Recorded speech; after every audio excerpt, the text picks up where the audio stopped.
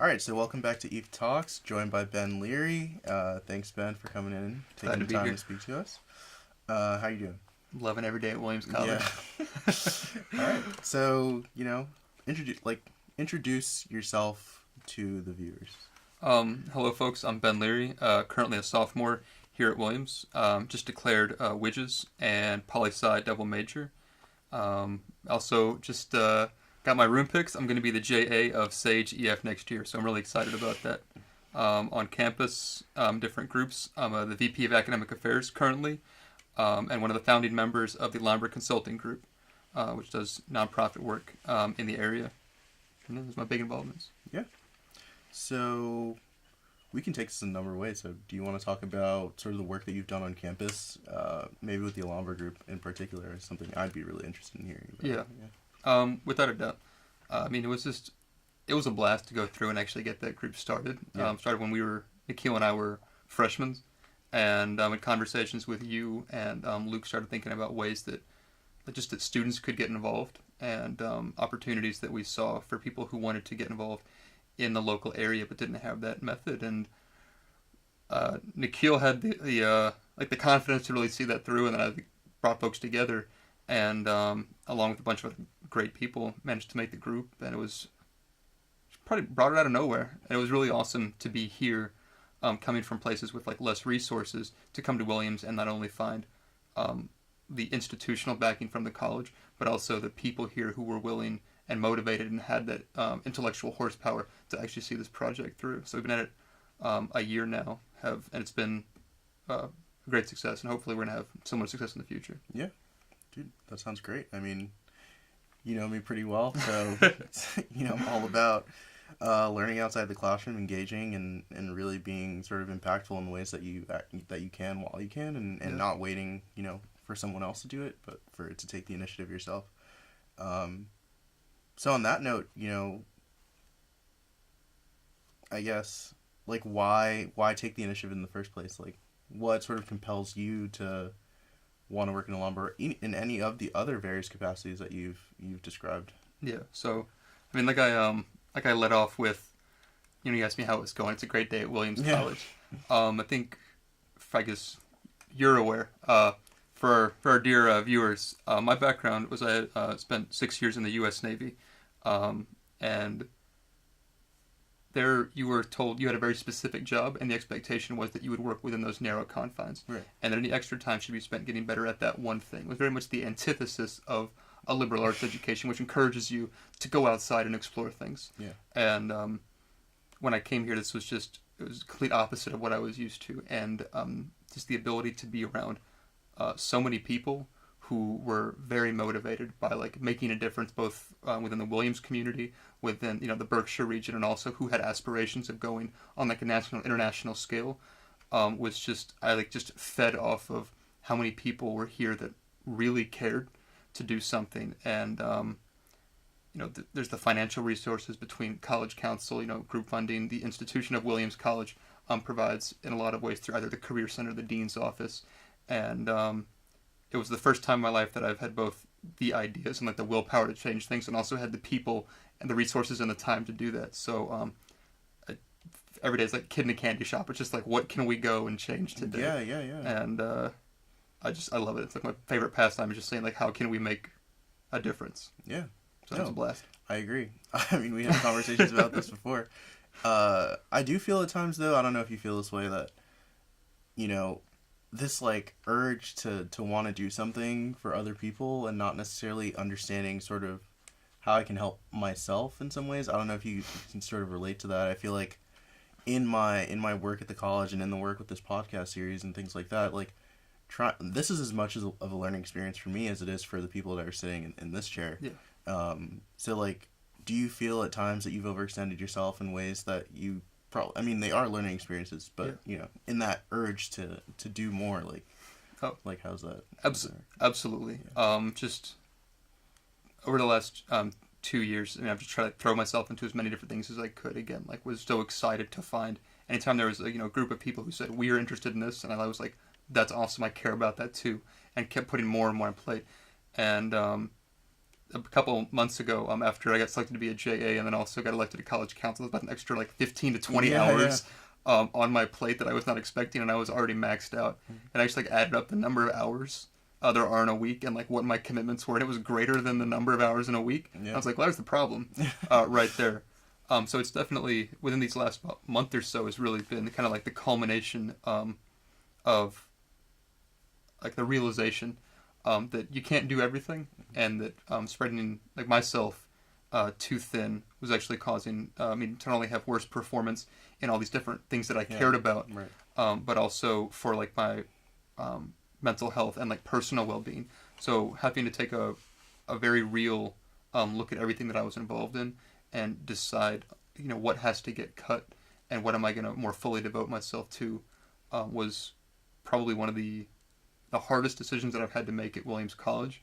But I'm actually, even when I was just waiting to come in here, was probably the most privilege that I've felt since coming here, was that Williams students are afforded so many opportunities to do everything, any individual opportunity that people in other situations, would kill to have. Right. And at Williams, we have the opportunity to engage in everything. So it's not what we can engage in, it's having to choose from all this variety.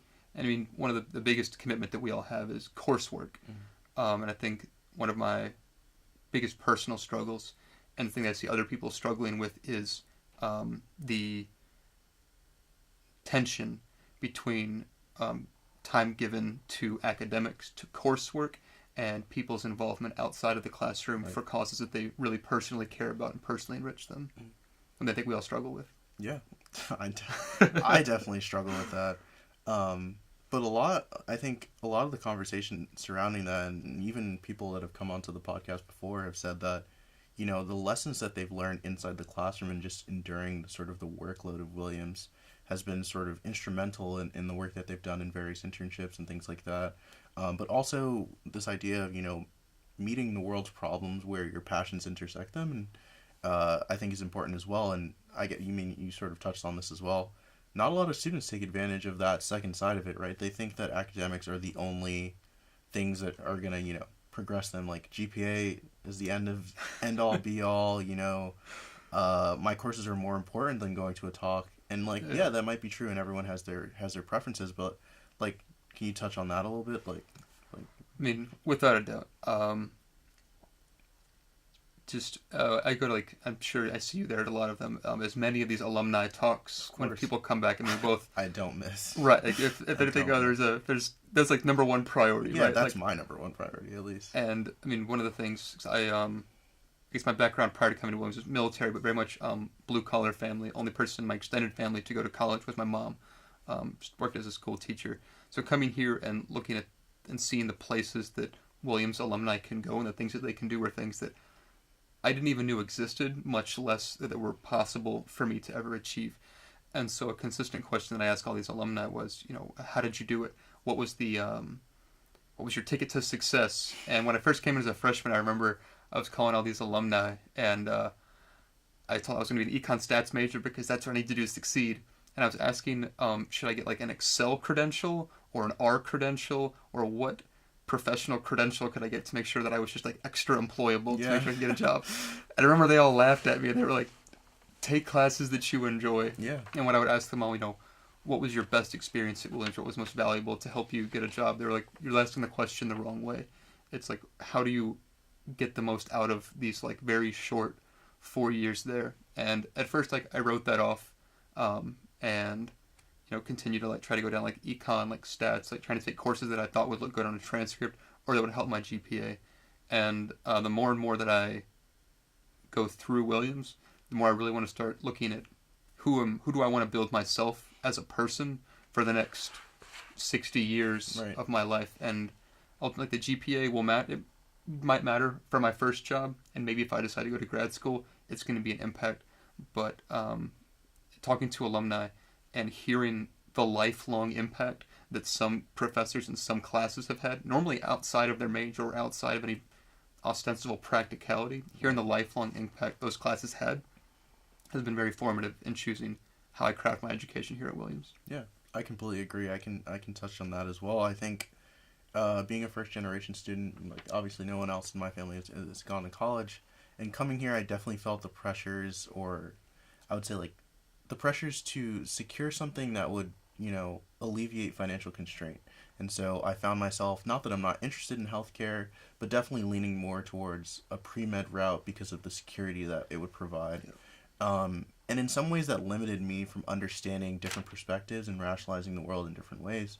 But when it came time to choose my major, I sort of came to this realization that you came to and understood that it wasn't necessarily, the courses that I was taking, wouldn't define me as like this linear person, I'm not just an econ major, I'm not just this, not just that. And really what you're doing when you're deciding on a major is you're deciding how you want to rationalize the different problems that you're going to encounter as your life moves forward. Yeah. And I say this all the time. I say this every day. All my frosh probably hate me for this. I say time is the most valuable thing, and you have to really just don't lie to yourself, right? You know the things that you like, and you know the things that you dislike. Yeah. And so you should really just take a broad survey of the things that are here. And as you alluded to, there are so many resources here. Yeah. Really just take advantage of every moment that you have at the school. Every day at Williams is amazing. And I really do think that, there are definitely, I'm not going to sit here and say there aren't tough days, that there isn't a lot of work, but really, we are incredibly privileged to be here, and we have this opportunity. Somebody alluded to this in a previous talk, this career exploration that we're afforded inside and outside the classroom. And yeah, I don't think students have that same perspective that we have on sort of how to make most use of the Williams education. So Yeah. if you had to tell a student, how do you make most use of a Williams education, what would you say to them? How to make the most use of a Williams education. Williams education, Williams resource, the Williams community. I would really try to impress upon people that the transcript is a very, very small part of their life.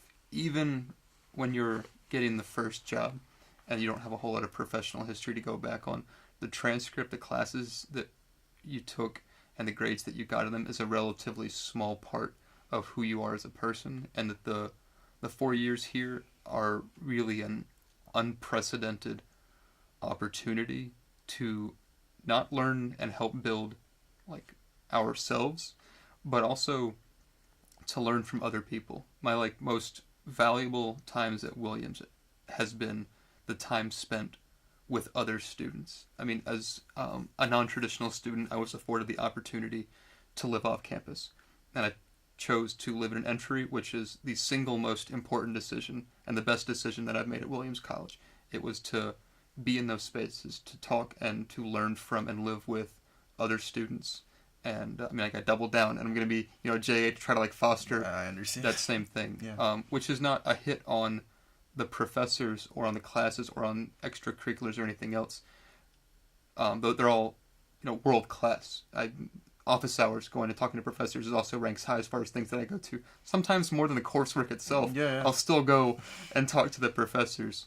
But it's a testament to the quality of the students here, of the experiences, the intellectual breadth and perspective that so many students bring here. So I'd say without a doubt, talking to them and learning from them and thinking about who I want to be for the rest of my life matters so much more than grades. Right. And I guess for people who are coming to this now, right, this seems like a very lofty goal. How do you, what, if there is, how do you take that first step? What is the first step in sort of realizing or having just this perspective shift? One thing that I've been really interested in as of late is just being reflexive and understanding my own perspective and why I might push this on different people in various capacities. People are tired of both of us. Yeah. So, I understand this and I understand it's valuable. And when I tell people, they're like, oh, that makes sense. But still, it doesn't really hit people until they experience it themselves, right? Yeah. So how do you get people into the spaces where they can understand and have that perspective shift? And is that something that you can really do for people, or is it something that they come to in their own time? I think a lot of it is time. Yeah. There are some things that are not a it's not as easy as a math problem to work out. And then there's the right answer that you square and you go on to the next one where you can just show somebody. I think everyone comes with a different reason why they might think that academics or classes or a grade is important than a more holistic image of who they are and what education means. So I think that a lot of different angles are important to help people understand that, because everyone's going to have a different basis. Some's going to be financial need to provide for a family back home. Right. Some is going to be personal expectations of, I've always thought of myself as this job, therefore I need to do everything I can in order to get that, Right. which is going to narrow their focus. I think that it's incumbent upon us to make as many resources as we can available. These talks, the Career Center treks are a great opportunity. Upper class mentorship is something that we're looking at making, but at the same time, it's still, no matter how many resources are there, there's bring a horse to water, but you can't make it drink. Right. And I would say one of the best things I would impress upon somebody is to take that first step, at least be cognizant and at least accepting of the possibility of ignorance. That was the hardest part for me. Yeah. Was acknowledging that I came here econ stats wanting to be a banker. And it was taking that, and I told myself, that's what I'm going to be, that's what I'm going to be. And that first step of saying, well, if I wasn't going to do that, what would my life look like, was a really scary step. Because at least telling myself that that's what I was going to do, I had the assurity of what I was going to do for the rest of my life. Being open to the fact that I was wrong about that, and taking the first step, well, maybe I would do this job, or maybe I would be this major, was scary. Yeah. So I'd say the most crucial part is just to take that first step of saying, well, what if I did things a different way? Yeah. And finding mentors, finding support from friends. That's where the Williams network, the Williams environment of supportive students, faculty, staff, alumni are all crucial to help people along that path. The liberal arts journey of finding out, what does it mean to be a better person? What does it mean to build a life? Yeah. Yeah, I mean, this has all been valuable. I'm sure we could sit here and talk about this all day. And we have. And we have.